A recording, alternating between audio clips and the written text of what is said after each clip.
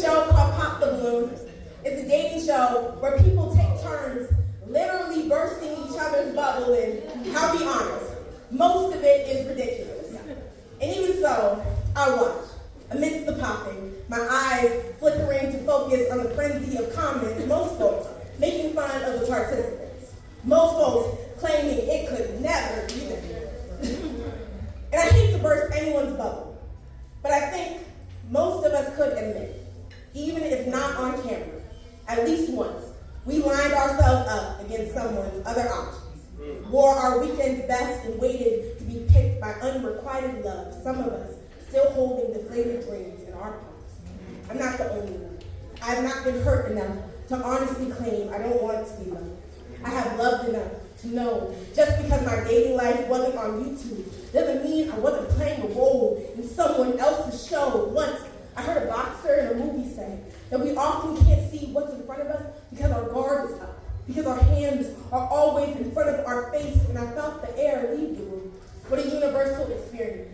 If we were to be honest, most of us want to protect ourselves more than we want to heal. Be blocking blessings, trying to curb Cupid, but tell me, how are you supposed to find what's for you in a fighting stance? How do you fall in love when you're doing everything to stay standing? We live in a world where most people's closest relationship to a ring is boxing. Told us love was worth fighting for, but never defined love, only the fight, and now as a contact sport. Lovers exchange words or blows or trauma bonds, but never trust, because hurt people hurt people. But how do you know who started or ended anything when everyone is crying and bleeding and fighting at the same time when our battle scars call each other by names we don't recognize? All of us just trying to love and be loved, our haphazard efforts festering in the mass wound. But what do you expect when we live in a world that uses romantic gaze as gauze? Experience the impact of heartbreak and never catch our breath before we move again. What do you expect when we live in a world that turns lovers into helium heads? All that hot air to offer, but loving like a cold front. Tell me, whether it was childhood trauma or your first love or the last straw, all of us have seen someone we cared about swallowed by something they call love.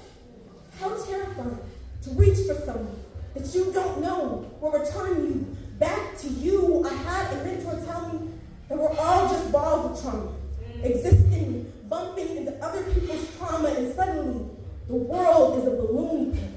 All of us painted in the past, caught in each other's strings, bouncing off a lack of belief. I know I said I haven't been hurt enough to claim I don't want to be loved, but I have loved too much to claim that none of this hurts. So even when I find a needle in a haystack, I try not to move. Maybe they'll love me gently enough to not pop the balloon. Woo!